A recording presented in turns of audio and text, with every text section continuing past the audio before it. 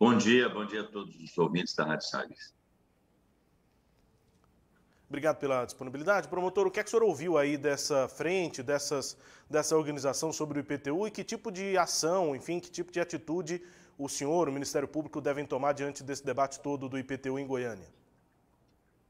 Aquilo que nós tínhamos que fazer, nós já fizemos, né? Que foi a representação ao Procurador-Geral de Justiça para que ele ingressasse com uma ação direta de inconstitucionalidade, né? Ele chegou via a Prefeitura, a Câmara Municipal, mas optou por aproveitar a ação direta de inconstitucionalidade já movida pelo Partido dos Trabalhadores, pelo PT, que tem por base a mesma tese jurídica que nós sustentamos.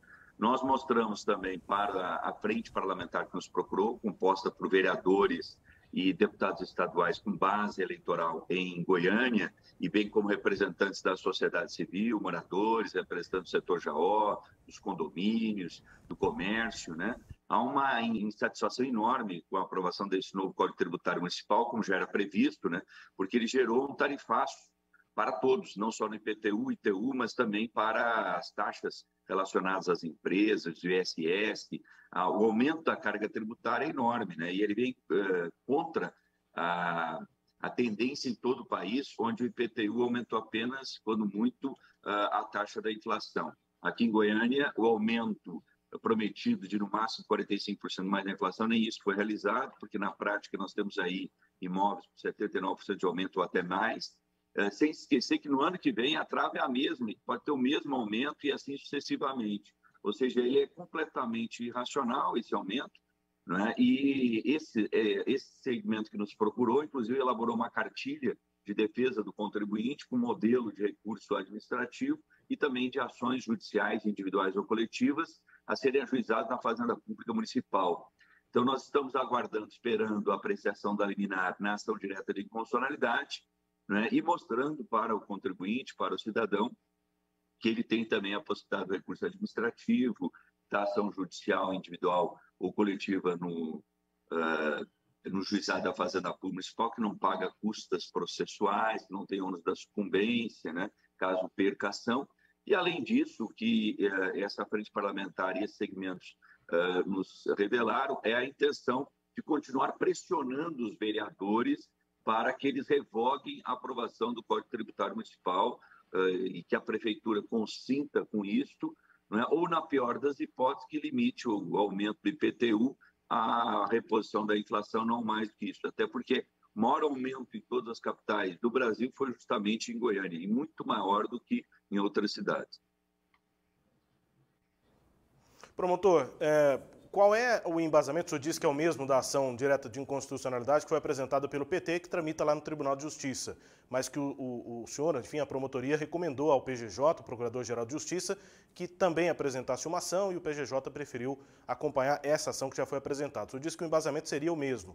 O que é que o senhor entende que tem de ser argumentado para evitar essa cobrança?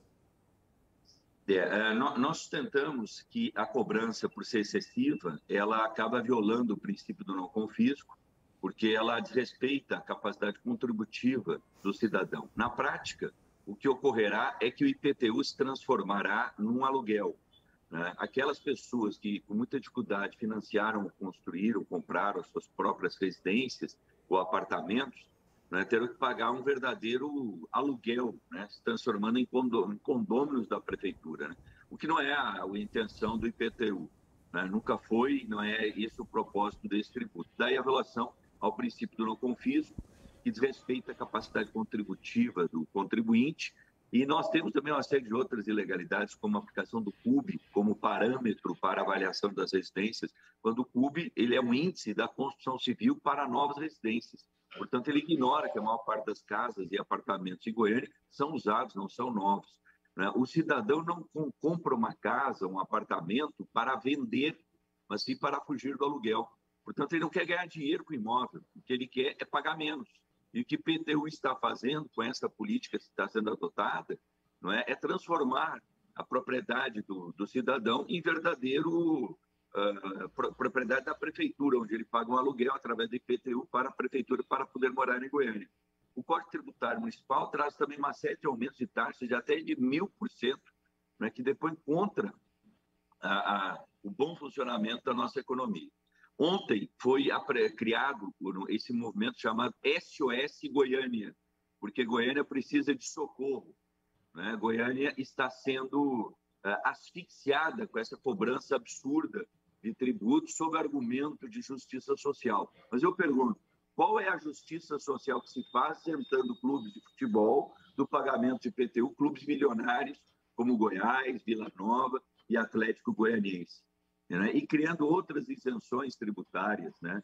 Ou seja, o correto seria que as pessoas pagassem pelo menos alguma coisa. Na verdade, o que nós vimos é que apenas poucas pessoas tiveram o seu tributo reduzido. A grande maioria, pobres, classe média e ricos, tiveram o seu IPTU aumentado e muito, né? Nós tivemos aí uma série de pessoas que moram na periferia de Goiânia, em bairros periféricos, marginais, né, que tiveram um aumento absurdo, não é, do tributo. Portanto, não há justiça social alguma nesta política tributária adotada pela Prefeitura.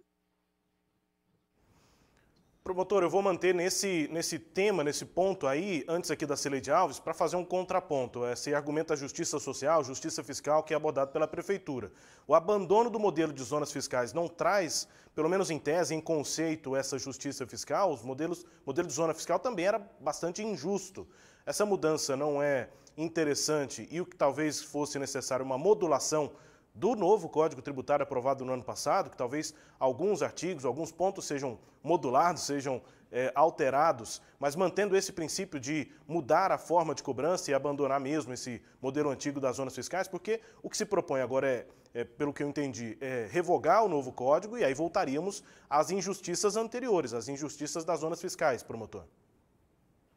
É que a questão das zonas fiscais, elas poderiam ser alteradas, mas nós teríamos que modular, como você bem mencionou, né, os percentuais, né, os índices de tributo que estão sendo cobrados, né?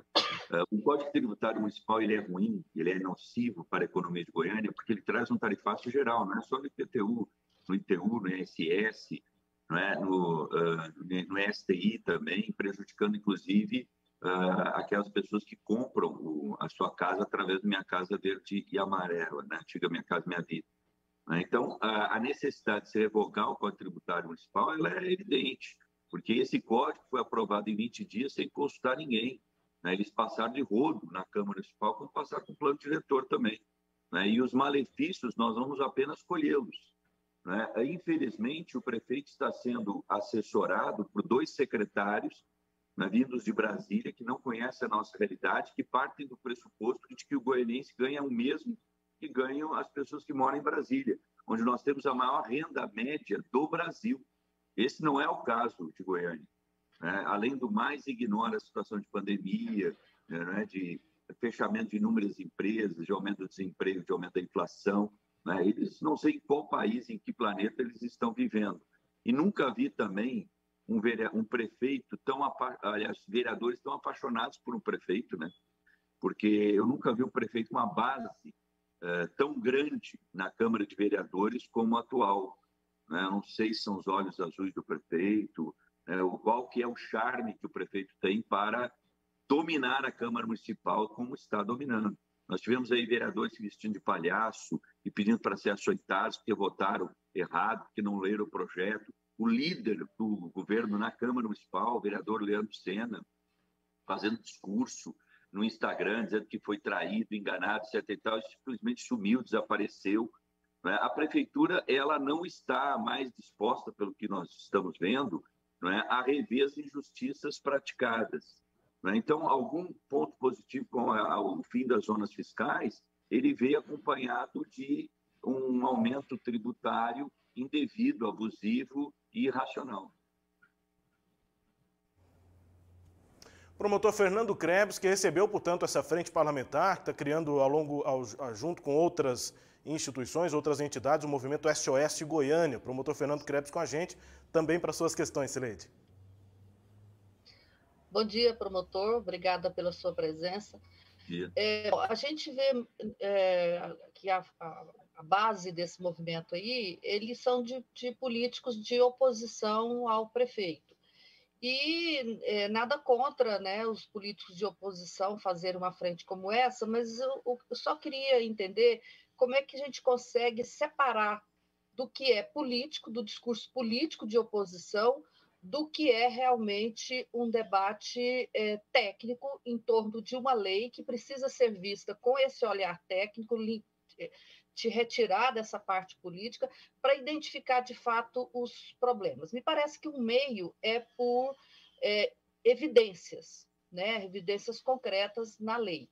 E o que eu tenho visto aí é que a lei, me parece que uma evidência forte é que a lei mudou o sistema de pontuação para CUB, só que a prefeitura precisaria ter um cadastro imobiliário atualizado com informações detalhadas para que o sistema fizesse a leitura, né, dos imóveis a partir desse novo critério aí do CUB. Não tem. Então, assim, eu pergunto, o problema está na lei ou o problema está lá no cadastro da prefeitura e no fato de os gestores, secretários de finanças, secretário de ciência e tecnologia, que é responsável por rodar isso, não terem feito as previsões corretas antes da mudança de pontuação para CUB, para dizer, olha, não dá para mudar porque nós não vamos conseguir rodar o novo sistema. Quer dizer, é na lei ou é no sistema que a prefeitura tem, na base, não, sistema não, porque não é a ferramenta, mas na base de dados que a prefeitura tem de todos os imóveis existentes em Goiânia? Sileide, você tem toda a razão que a prefeitura não tem uma base de dados minimamente confiável, até porque é bom que os internautas saibam, os ouvintes também, a prefeitura, na Secretaria Municipal de Finanças, ela detém apenas um veículo para fazer a fiscalização, né, tributária na cidade. Por aí se vê que a estrutura, tanto humana quanto material da Secretaria Municipal de Finanças, ela não é ruim, ela é péssima. Além do mais, a prefeitura não combate sonegação. Aqui, em Goiânia, você pode sonegar imposto tranquilamente, sem nenhum problema. Nós não recebemos, eu estou há 1 ano e meio nessa promotoria tributária, sequer uma representação fiscal para fins penais da Prefeitura de Goiânia. Do Estado, nós recebemos toda semana. Da Prefeitura de Goiânia, nenhuma. A Prefeitura de Goiânia tem uma dívida ativa de 8 bilhões de reais para serem cobrados. Segundo os dados técnicos da própria Secretaria, pelo menos 2 bilhões poderiam ser recuperados, mas a Prefeitura não está preocupada com isso. O problema está na lei. Não é só a incompetência, a desorganização, né, e a falta de estrutura da Secretaria Municipal de Finanças. O problema é a lei. Nós poderíamos ter acabado com as zonas fiscais, mas se tivéssemos um cadastro imobiliário mais atualizado, o aumento tributário teria sido muito pior ainda. Muito pior. Essa que é a verdade. Né? Porque a política tributária adotada no IPTU em Goiânia, ela é uma política confiscatória mesmo. Eu mesmo, em 10 anos mais ou menos que moro na casa que tenho, que construí com meu dinheiro, que não foi surrupiado, né, que não foi roubado dos cofres públicos, né, mas que é fruto do meu trabalho, o meu IPTU aumentou mais de 100%, muito mais que a inflação. Assim como eu, muitos outros. E todo ano é a mesma coisa, Sileide. Todo ano temos que atualizar a planta de valores. Nós não precisamos atualizar a planta de valores, salvo pela inflação, por uma razão muito simples. A pessoa não constrói ou compra um imóvel para revender. E o CUB, que foi o índice adotado, ele é de uma estupidez, né, e de uma inadequação completa, absoluta. Né, porque o CUB é o índice adotado para construção civil, para novas residências. A maior parte das residências em Goiânia são antigas, né, não há nenhum deflator. Não é? É óbvio que uma construção usada, antiga, ela deprecia. E a lógica, a filosofia está errada. Nós não podemos penalizar as pessoas que financiaram seus imóveis, compraram seus imóveis para fugir do aluguel e transformar IPTU num imposto sobre grandes fortunas, não é, travestido, que é de competência do Congresso Nacional. E grandes fortunas é o Bill Gates, não são as pessoas que moram decentemente e que não moram em favelas. A cidade, ela está na contramão da história e da lógica e da racionalidade.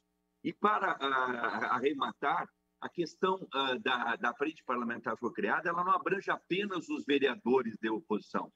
Ela abrange também deputados estaduais, e essa é uma novidade, que não fazem necessariamente oposição ao prefeito, mas que são deputados estaduais que têm base eleitoral em Goiânia.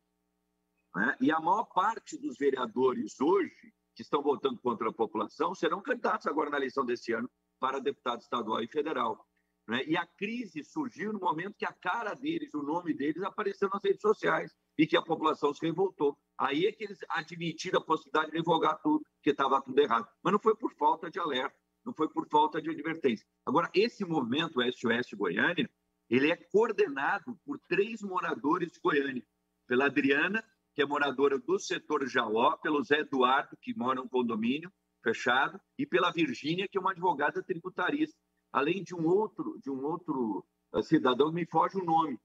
Então, é uma coordenação que ela é horizontal, ela não é vertical, ela quer agregar pessoas, ela quer efetivamente representar a sociedade e ela não pode virar as costas para os bons políticos, aqueles que estão preocupados com os reclamos da população, e não para os maus políticos que estão de costas para a população. Portanto, esse momento é muito mais do que um momento com políticos. Ele é suprapartidário. Ele, na verdade, ele é da sociedade civil. O que a sociedade civil está fazendo é incorporando pessoas, incorporando, inclusive, políticos que querem combater o aumento do IPTU. E numa guerra, nós não podemos negar apoio, né? A população, ela começou a se organizar, porque o que tem acontecido é o seguinte, as pessoas acham que o Ministério Público tem a variante condão, ele que resolve todos os problemas. Nós não resolvemos todos os problemas. Nós não temos como resolver todos os problemas. Nós precisamos da sociedade organizada para que ela mesma se defenda. E muitas vezes o Ministério Público faz isso, não é? Quando ele ajuda na organização de Conselho Tutelar, de Conselho de Segurança Pública e assim por diante. Agora nós estamos ajudando a sociedade a se organizar para se defender de tributos abusivos. Somos da promotoria tributária? Sim. Gostaríamos de estar combatendo a sonegação fiscal em Goiânia. Estamos impossibilitados porque a Prefeitura não faz absolutamente nada para combater a sonegação fiscal em Goiânia. Ela está interessada apenas na cobrança fácil do IPTU e do ITU. Promotor, do ponto de vista político, esse grupo certamente vai pensar em ações políticas, tipo essas manifestações. Do ponto de vista legal, há o que fazer ou apenas esperar que a Justiça julgue essa ADIM que está tramitando lá? Além de esperar o julgamento da ADIM, que nós acreditamos que há a possibilidade de ser deferida a liminar e que suspenderia esses aumentos, limitando a inflação, esse movimento ele está com um modelo de recurso administrativo que está sendo divulgado pelas redes sociais, foi elaborada uma cartilha de defesa do contribuinte. Né? E nesse modelo, então, nós temos lá um recurso administrativo e também uma ação judicial para que a pessoa individualmente ou coletivamente possa propor no juizado da Fazenda Pública Municipal, que não paga custas processuais e caso a pessoa perca a ação, ela também não terá que pagar os honorários do advogado da Prefeitura. Agora, além disso, e esse momento traz como novidade a pressão democrática, né? A pressão cidadã sobre os vereadores de Goiânia. Né? Esse movimento está preparando a emissão de uma série de outdoors e faixas em Goiânia, com o nome e com a foto de todos os vereadores que aprovaram o aumento e uma série de outras reivindicações. Né? Se esses vereadores eles queriam publicidade, eu não tenho dúvida que terão, como nunca tiveram em toda a sua vida. Né? Todo mundo conhecerá esses parlamentares que moram em Goiânia, que vivem em Goiânia, que pediram voto em Goiânia, diferentemente dos 2 secretários que hoje parecem tutelar o prefeito, porque nem o prefeito participa de coletiva da Secretaria Municipal de Finanças para tentar justificar o injustificável tarifaço que foi praticado em Goiânia. Nós recebemos também empresários, muitos empresários, apontam uma série de tarifaços também no CTM, né? E absolutamente lógico, aumento de tarifas de mais de 1000%.